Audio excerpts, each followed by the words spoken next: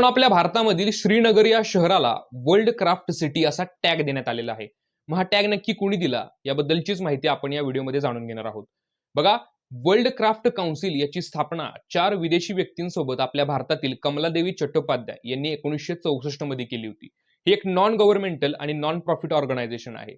यांचं मुख्य उद्दिष्ट असं आहे की आपल्या सांस्कृतिक आणि आर्थिक जीवनामध्ये हस्तकलांचा दर्जा मजबूत करणं. यापूर्वी देखील भारतातील राजस्थानमधील जयपूर हे शहर, तसेच तमिळनाडूमधील ममल्लापूर आणि आपल्या कर्नाटकामधील म्हैसूर या शहराला वर्ल्ड क्राफ्ट सिटी असा दर्जा देण्यात आलेला आहे.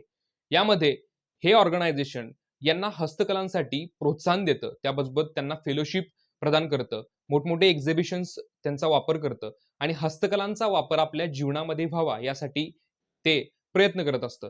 त्यामुळेच भारतातील अशा या 4 शहरांना त्यांनी वर्ल्ड क्राफ्ट सिटी असा टॅग दिलेला आहे.